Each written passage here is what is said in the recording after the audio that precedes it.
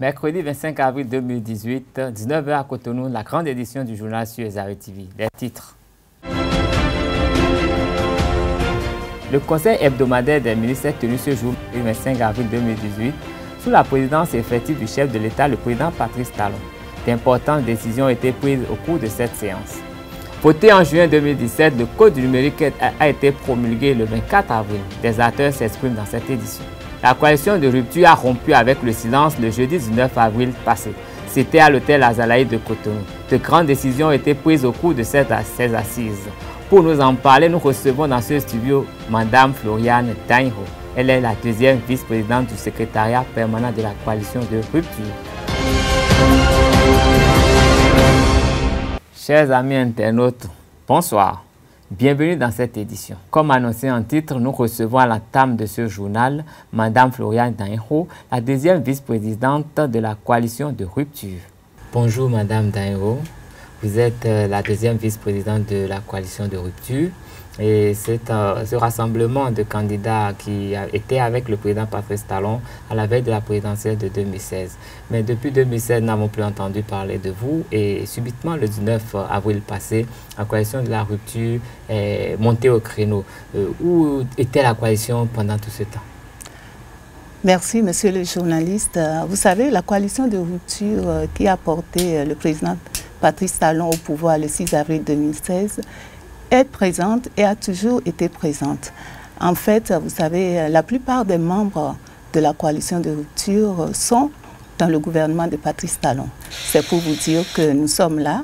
Et non seulement ça, la coalition s'est dotée d'un secrétariat permanent dont le président est M. Maître Rufino d'Almeida. Oui. Donc nous nous réunissions régulièrement, tout au moins une fois par mois, pour discuter des questions d'actualité. Oui, mais le thème de votre sortie, cette journée de réflexion, c'était quelle perspective pour la coalition de rupture? Et livrez-nous quelques-unes de ces perspectives. Écoutez, monsieur le journaliste, les perspectives de la coalition de rupture, en fait, c'est de soutenir encore le président Patrice Talon afin de l'aider à l'accompagner au mieux pour atteindre les objectifs fixés par le président Patrice Talon.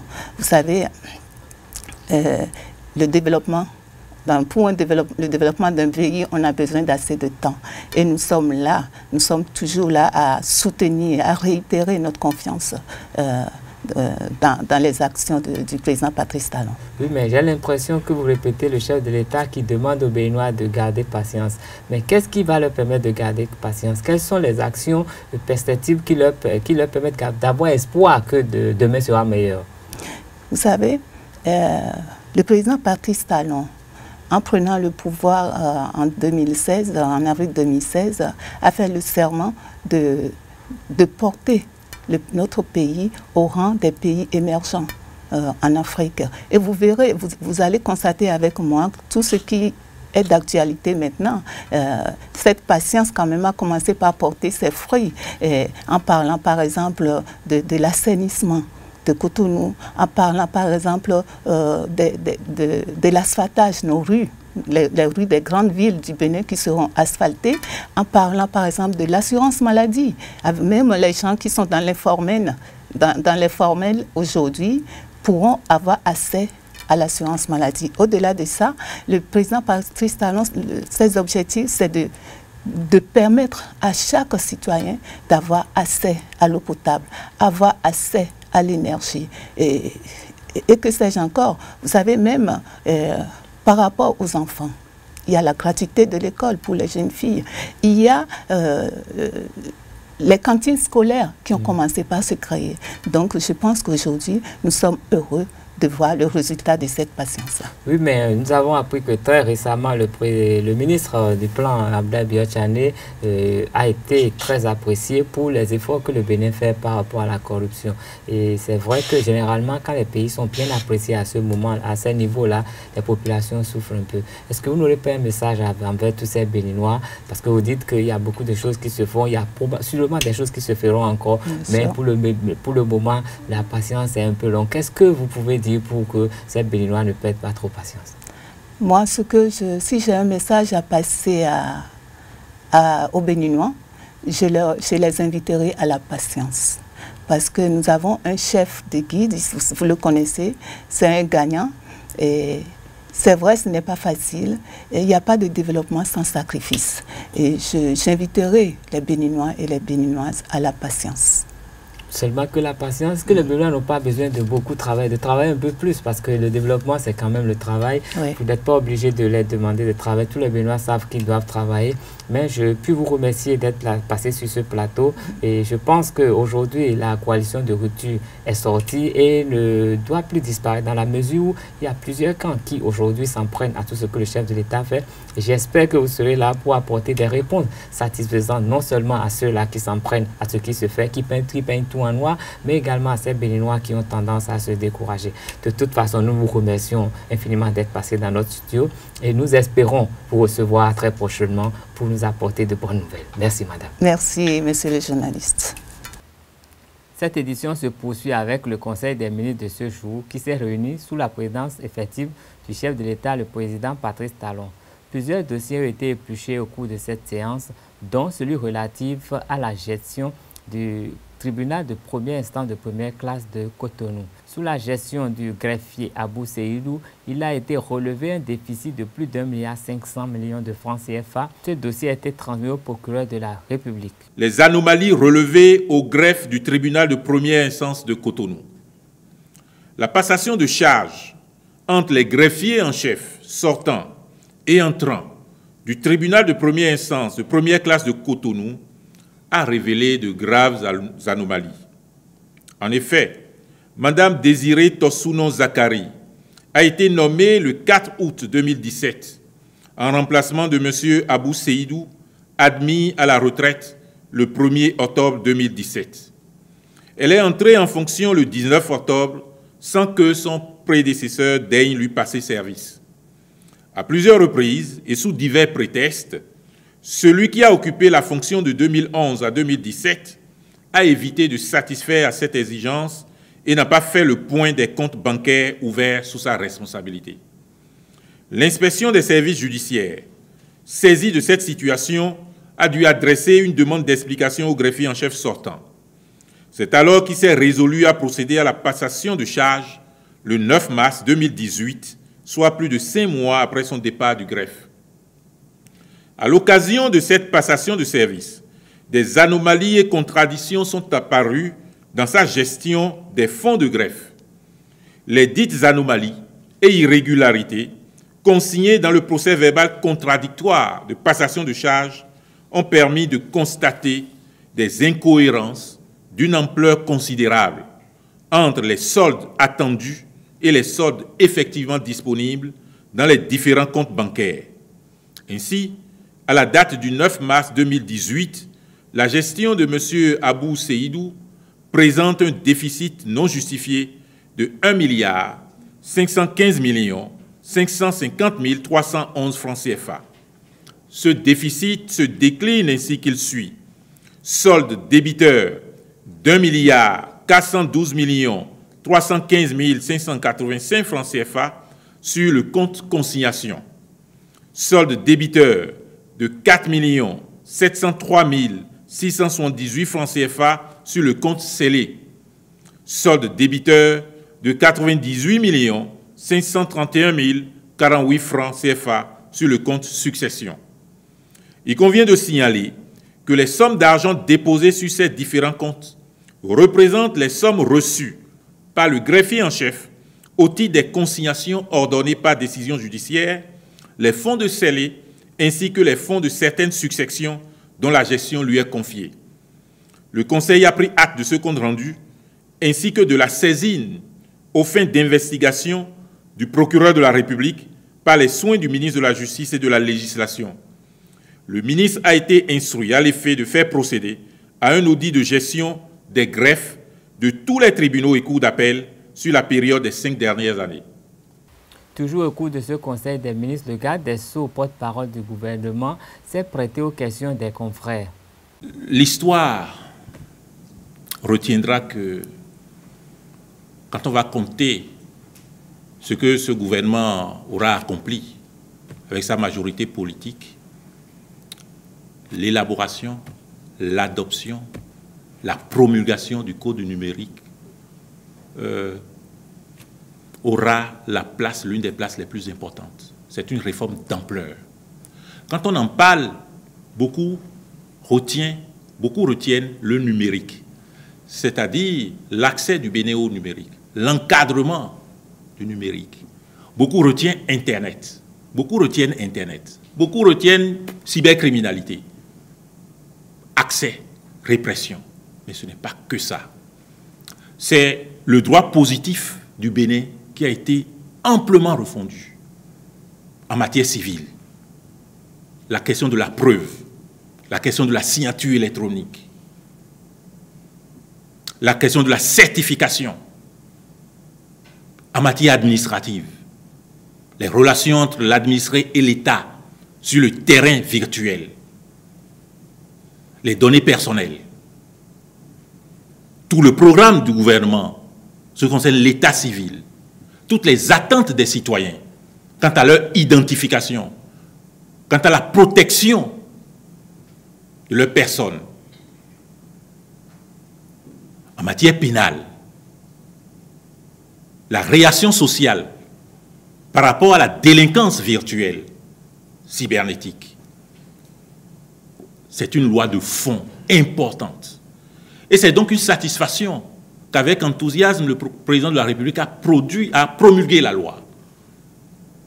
Il vous souviendra que cette loi a pris son envol de la volonté politique du président de la République. Bien sûr, c'est une proposition de loi. Une proposition travaillée, discutée, stimulée, enrichie, soutenue, qui a permis, avec la collaboration importante, la majorité politique à l'Assemblée nationale, important. J'avais oublié la dimension commerciale, les transactions électroniques. Quelles sont les règles applicables? Le contrat électronique, c'est dans cette loi. Donc c'est une loi d'ampleur. Évidemment, à la suite d'autres. Vous ne l'avez pas soulevé hier. La loi sur les conditions juridiques du bail à usage d'habitation, que le gouvernement a soutenu, parce que cela répond à des préoccupations de la plus grande partie de nos populations, les jeunes. Le premier acte de la vie, c'est l'acte de se loger. Et l'on comprend, l'on mesure les difficultés. En application dans notre pays, un décret de 1952, inadapté, sclérosé. Et il y en a d'autres. Bientôt, l'Assemblée nationale va examiner le code pénal. C'est une gouvernance de réforme profonde, pas de réforme de superficie. Et c'est pour cela qu'après la promulgation, bien entendu, le gouvernement s'assurera, d'une part, de l'application effective, pertinente, intelligente, parce que la vertu de la loi, la finalité de la loi, c'est de permettre aux citoyens de satisfaire ses besoins quotidiens et le gouvernement y veillera. Voté en juin 2017, le Code du numérique a été promulgué le mardi 24 avril 2018. Il ne reste que sa publication au journal officiel pour que son application ne souffre d'aucune ambiguïté. Le promoteur du site internet JP Sport, une des premières plateformes d'information en ligne du Bénin, donne ses impressions dans cette édition après la promulgation du Code du numérique. Quelques autres acteurs apprécient également. En août 2016, nous avons déjà amorcé les démarches au niveau de la Haute Autorité de l'audiovisuel et de la communication pour régulariser notre situation pour ce qui concerne notre site en fournissant un certain nombre de dossiers. Et aujourd'hui, cette promulgation ne vient que confirmer le contenu du Code de l'information et normalement ne devait pas surprendre, on devait s'y attendre et maintenant pouvoir se mettre en règle par rapport à la loi. C'est vrai, beaucoup de contraintes, mais qu'est-ce que vous voulez? Lorsque vous prenez un peu de recul, vous vous rendez compte que beaucoup de reproches étaient faits par rapport aux utilisateurs, aux exploitants de sites au niveau des réseaux sociaux. Vous avez vu tout ce qui s'est passé.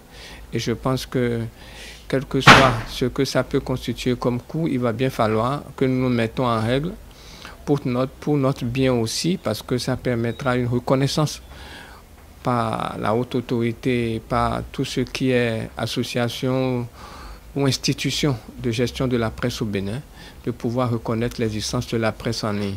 Et c'est vrai que 1 mois ont été donnés à tous ceux qui exploitent les services de communication Internet et de presse. Donc date limite le 11 mai. Pour ceux qui ont déjà amorcé un travail en direction de la HAC, on se demande quelle est la suite qui a été donnée déjà au dossier que nous avons fourni. Bon, nous sommes en train de prendre les dispositions pour nous mettre en règle et acquérir le cahier de charge pour être en règle pour le 11 mai, la date limite. C'est aussi l'occasion au nom des autres exploitants de solliciter quand même une clémence au niveau de la HAC.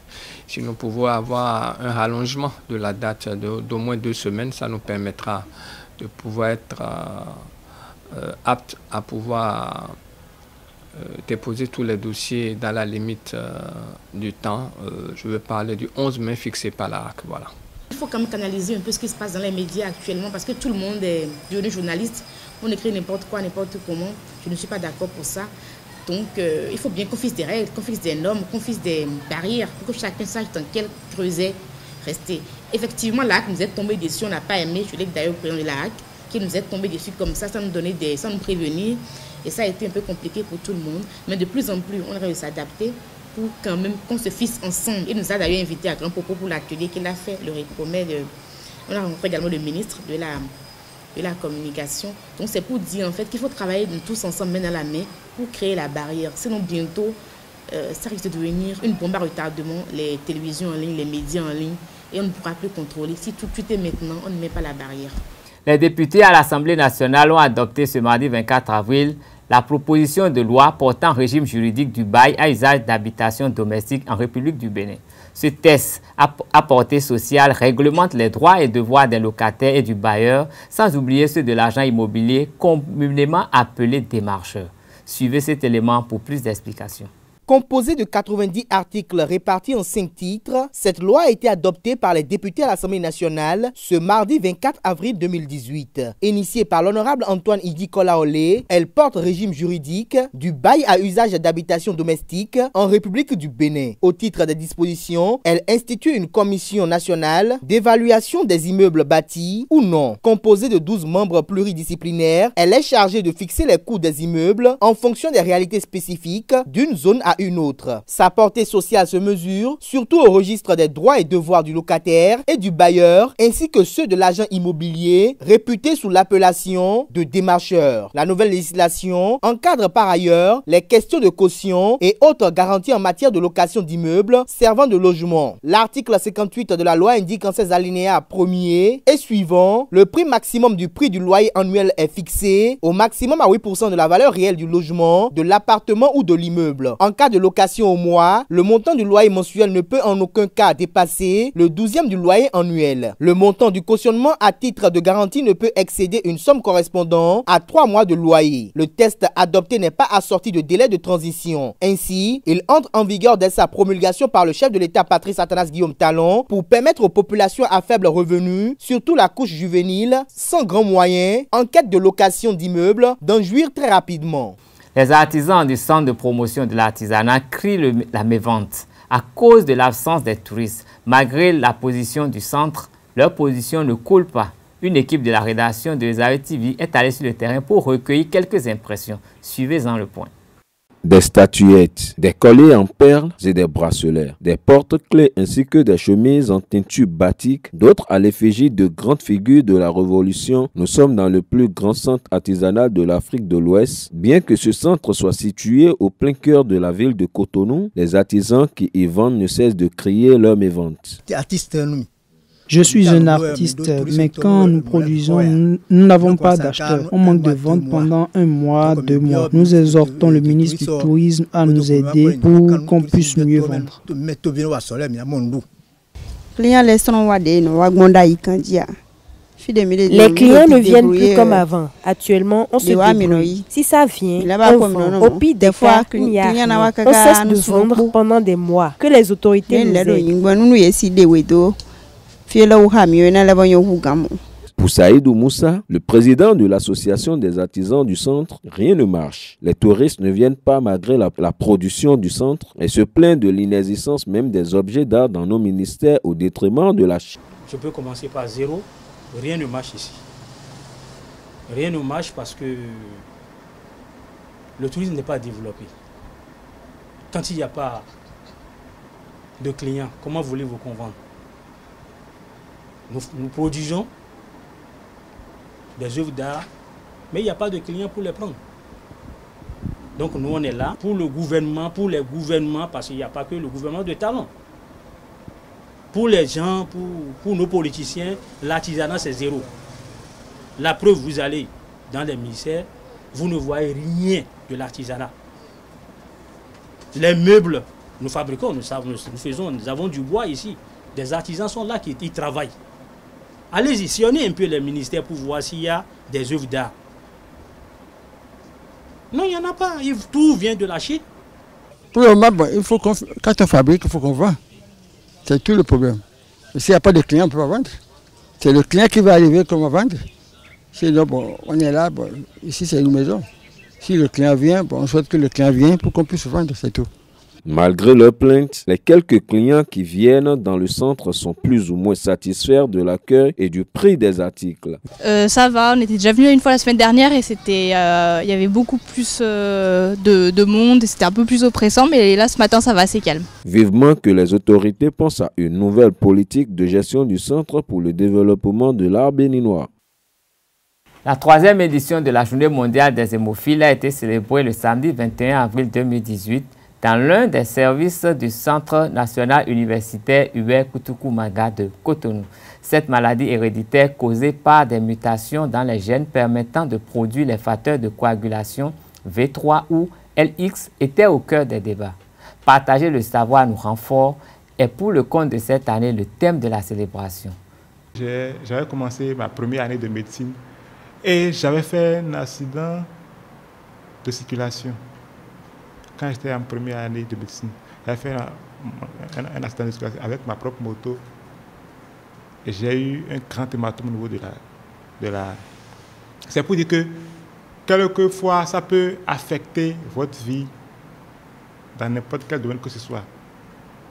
Moi, ça a affecté ma vie, ça a affecté un peu ma vie professionnelle. L'hémophilie est un saignement caractérisé par une anomalie de la coagulation du sang. Monsieur Anissé Tossou, personne atteinte de ce mal, comme d'autres d'ailleurs, a une carence ou absence totale de certains facteurs nécessaires pour la coagulation du sang. Et cette maladie ne laisse personne indifférent, notamment les parents des souffrants. Ceux-ci ont participé à l'édition 2018 de la Journée mondiale des hémophilies. Je me dis, en fait, en tant que parent ou simplement sympathisant de l'association des hémophiles, nous avons le devoir de faire davantage d'efforts pour que très tôt, nous puissions trouver une solution pour que nos enfants qui sont encore en âge d'aller à l'école continuent d'aller à l'école. Parce que c'est des perturbations réelles dans la vie scolaire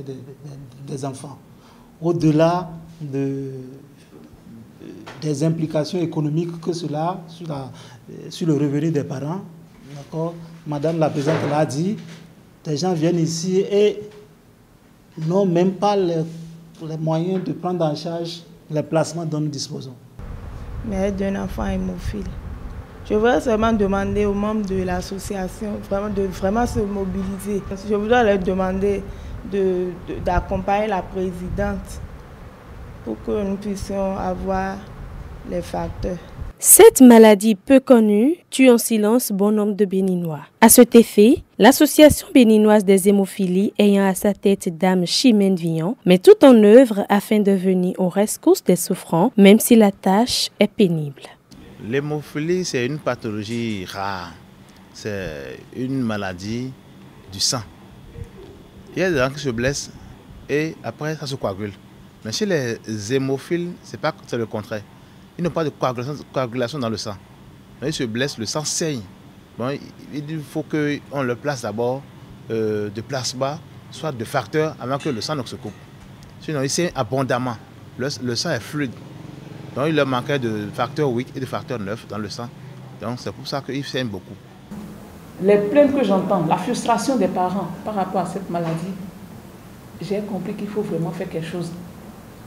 Et si nous, parents, aujourd'hui, nous sommes en train de lutter pour avoir ces facteurs-là au Bénin, ce n'est pas pour nous-mêmes. Si nous sommes même en train de souffrir, disons-nous que nous sommes en train d'acheter le facteur d'avance.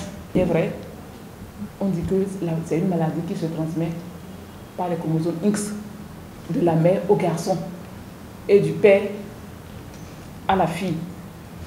Parfois, il y a des papas qui abandonnent leurs enfants, juste à cause de cette maladie-là. Il y a des mères aussi qui fuient, qui délaissent les enfants. Tout en disant que c'est la sorcellerie.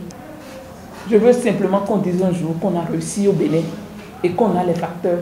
Nos enfants sont en paix et nous-mêmes on peut aller dormir en paix. Faut-il le rappeler, célébrée tous les 17 avril de chaque année, la Journée mondiale de l'hémophilie est à sa 3e édition au Bénin. Celle-ci est placée sur le thème « Partager nos savoirs nous rend plus forts ». Les regards sont désormais tournés vers la prochaine édition. Ainsi se referme cette édition. Chers amis internautes, merci de rester fidèles à Réserve TV.